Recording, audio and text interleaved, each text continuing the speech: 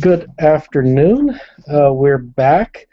We are picking up where we left off with Jesus dying. I know a kind of a depressing thought that we left with Jesus dead, but it's not the end. Of course, as I'm saying this, I'm hearing in the background guitar music, and I'm starting to think, okay, it's it's just a bit distracting, as you can tell. But then today I'm easily distracted.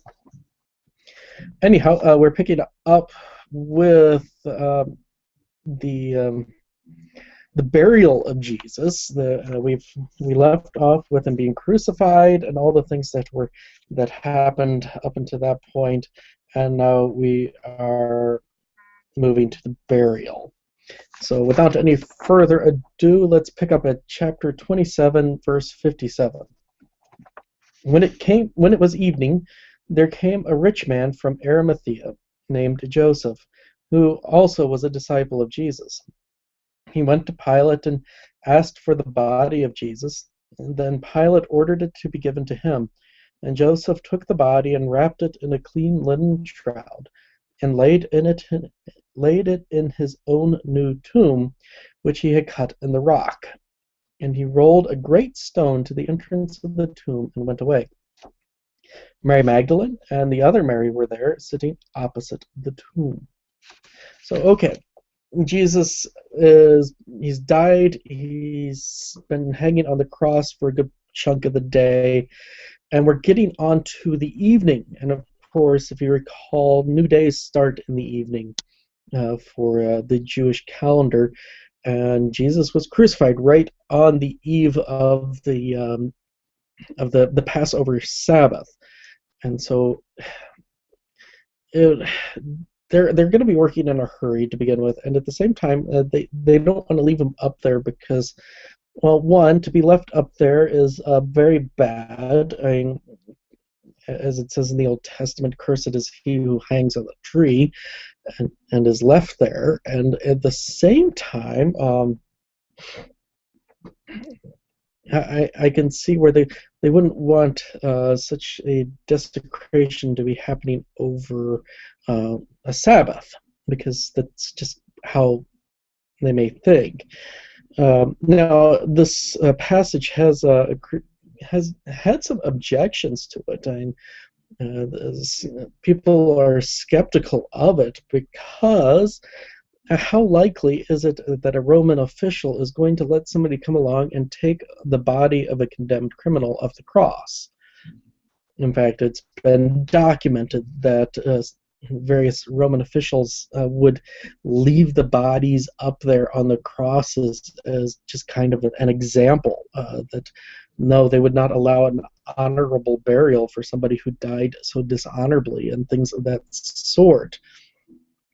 And so there have been some objections to this idea that Joseph, who apparently comes out of nowhere and to claim the body of Jesus, would ever have a chance of getting the body of Jesus, because the governor is under no compunction to give it to him, and also they have every reason to want to make an example of a guy who was rebelling against Caesar and all those various things. However, it has been noted that leaving people up on the cross was not a standardized practice. None other than Josephus wrote that the Jews were so careful about funeral rites that even those who were crucified because they were found guilty are taken down and buried before sunset. So Josephus, who of course was a very early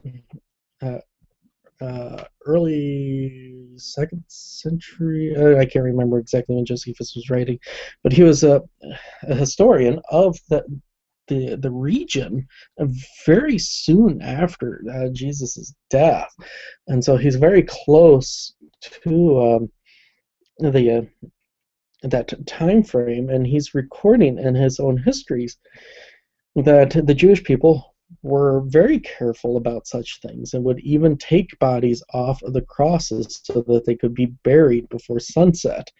Um, so we have early writings. We also have there are various instances that show that various governors and magistrates and other Roman officials would have bodies taken down at the end of the day once the person had died, that they would let families come and take them.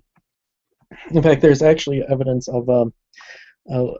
there's at least one anecdotal story of a centurion who got into some serious trouble because, well, he was neglectful in his duty and was off visiting a widow and providing her some comfort, and the family came out along and stole the body off the cross. There's also various governors who were reported as having let people come and take the bodies, and even some who would allow families to come and claim the bodies for a price.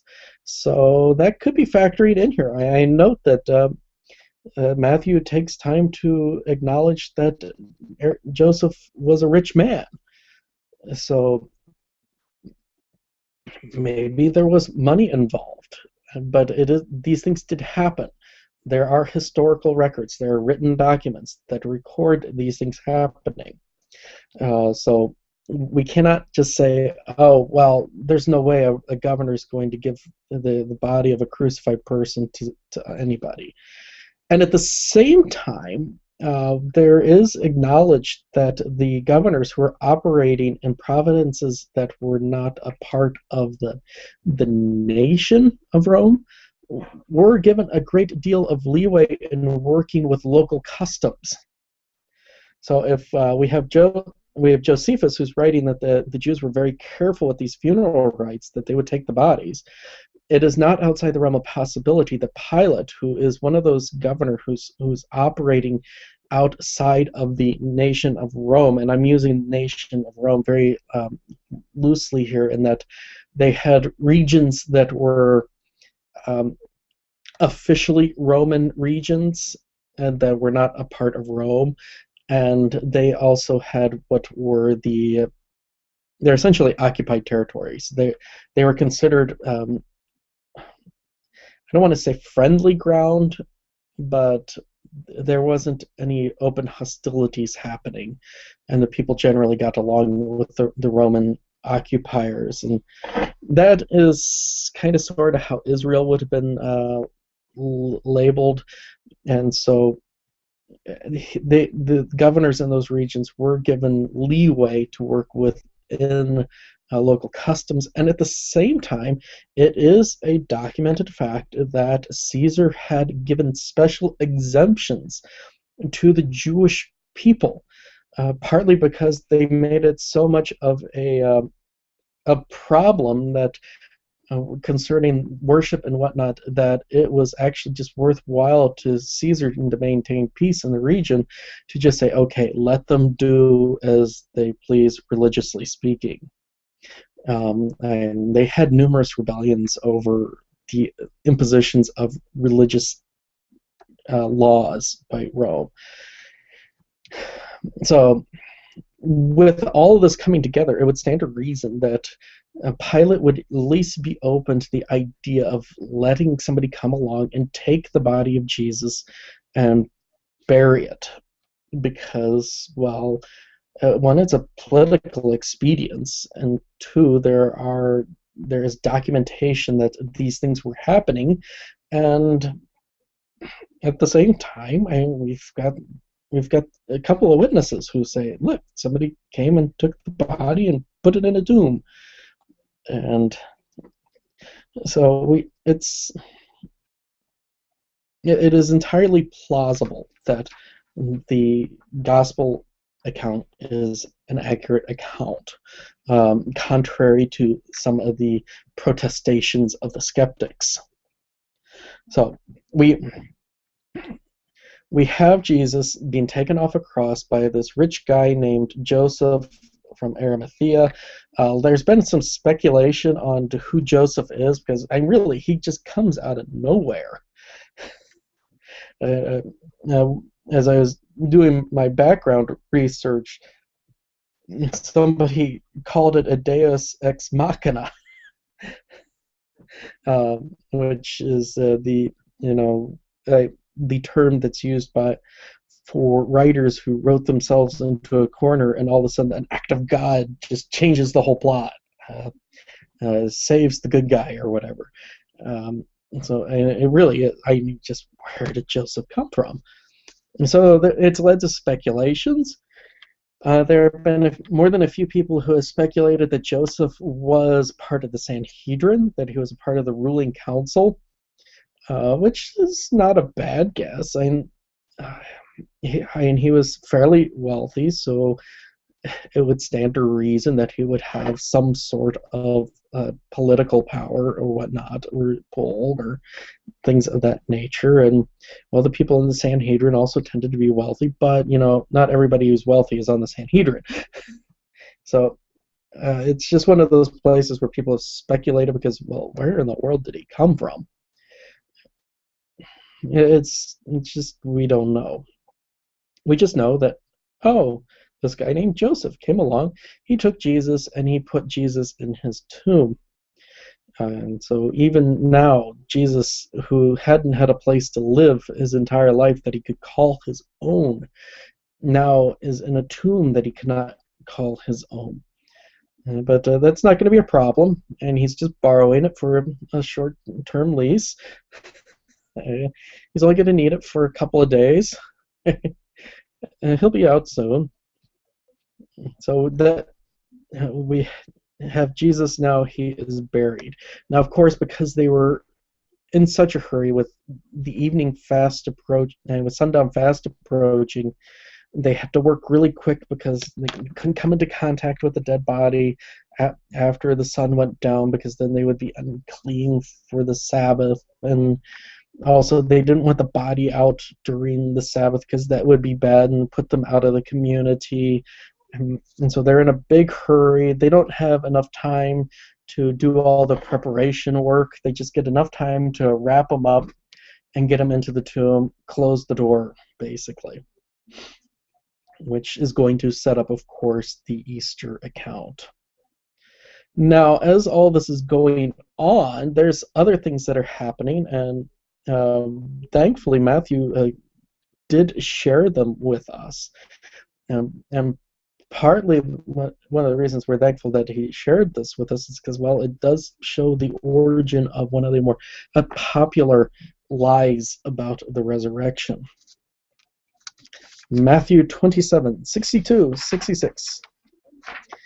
The next day, that is, after the day of preparation, the chief priests and the Pharisees gathered before Pilate and said, "Sir, we remember how the impostor said while he was still alive, 'After 3 days I will rise.' Therefore, order the tomb to be made secure until the 3rd day, lest his disciples go and steal him away and tell the people, 'He has risen from the dead.' And the last fraud will be worse than the first." And Pilate said to them, "You have a guard of soldiers. Go make it as secure as you can." So they went and made the tomb secure by sealing the stone and setting a guard. Okay. So already they're paranoid that the disciples are going to come along and steal Jesus' body and then go around saying he's risen from the dead. I guess I could see that this being a legitimate fear. I mean, if you're already a deceitful person yourself, you can see deceit in other people rather easily. Yeah, I just did say that. They are afraid that the disciples are going to come along and steal the body, which in some ways also at the same time is absolutely hilarious, because what are the disciples doing right now? They're hiding. They're not going anywhere. They've shut themselves away from the world because they're afraid they're next. The likelihood of any of the disciples going out to that tomb right now is next to nothing. And particularly if guards are going to be out there. And they may have already anticipated the idea of guards being out there. We don't know because, of course, Scripture doesn't tell us, but at the same time, the likelihood that the disciples are going anywhere right now, not high. They're scared out of their wits, and who can blame them? They just watched Jesus die in a horrific fashion. But anyhow, that doesn't stop what happens. They talk to Pilate. Pilate says, "Look, you guys got some guards. Go make use of your own guards." And so they do. They take the guards out there, and they set up the watch, whatever they did around the rock that served as the door, and they put a seal upon it.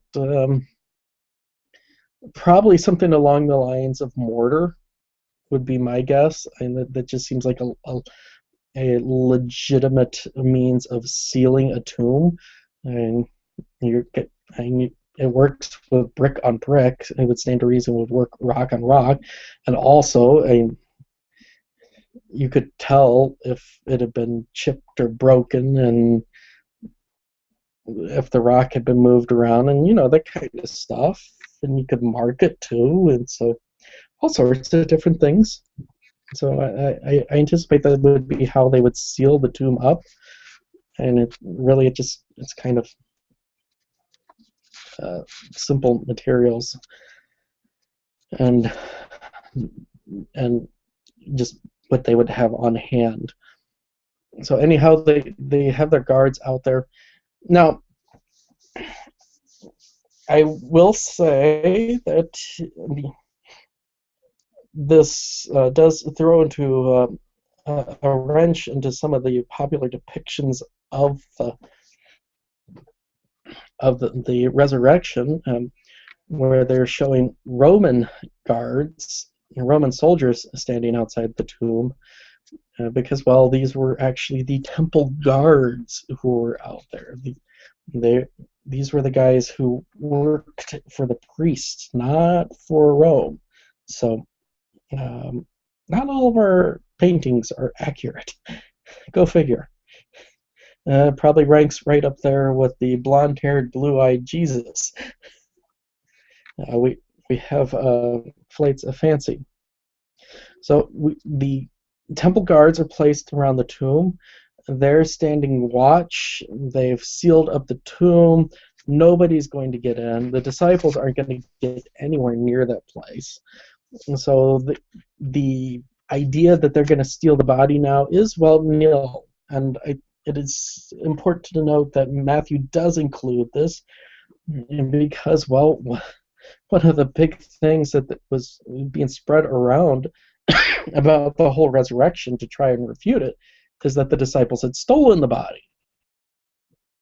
And so the way this account plays out, the way things were happening, really do speak against the idea of Jesus' body being stolen. We have multiple accounts of the fear of the disciples, that the only people who are really going out and heading over to the tomb were the women, and there's guards out there.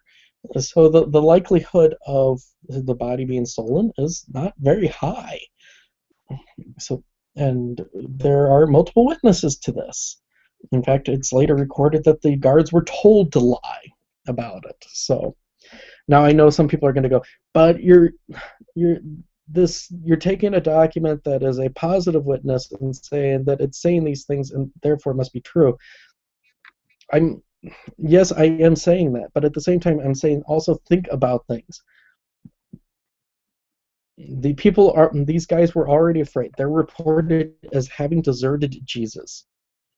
What's the likelihood they're going to risk their necks to go out and steal a body?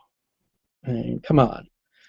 How many of you would risk coming across Roman soldiers and other people who just put your leader to death and just to steal a body? Seriously. I mean, come on. If you want to be logical about it, at least be honestly logical about it and think things through. So, and that's almost the case that Matthew's making. Look, guys, think these things through. So, anyhow, this brings us to the good news. It was so depressing leaving everybody with the death. Now I get to go, yay, he's arisen. All right, Easter, first Easter, Matthew 28, 1 through 10. Now after the Sabbath, toward the dawn of the first day of the week, Mary Magdalene and the other Mary went to see the tomb. And behold, there was a great earthquake. For an angel of the Lord descended from heaven and came and rolled back the stone and sat on it. His appearance was like lightning, and his clothing white as snow. And for fear of him, the guards trembled and became like dead men. But the angel said to the women, "Do not be afraid, for I know that you seek Jesus who was crucified. He is not here, for he has arisen, and as he said, come, see the place where he lay. And go quickly, tell his disciples that he has risen from the dead, and behold, he is going before you to Galilee. There you will see him. See, I have told you." So they departed quickly from the tomb with fear and great joy and ran to tell the disciples. And behold, Jesus met them and said, "Greetings." And they came up and took a hold of his feet and worshipped him. Then Jesus said to them, "Do not be afraid. Go and tell my brothers to go to Galilee, and there they will see me." Okay, so we have the ladies that come out, and the angel of the Lord has come down. He's rolled away the stone, scared the guards nearly to death. Just one more instance that shows that angels are not cute and cuddly. They are as scary as all get out. And these guards, these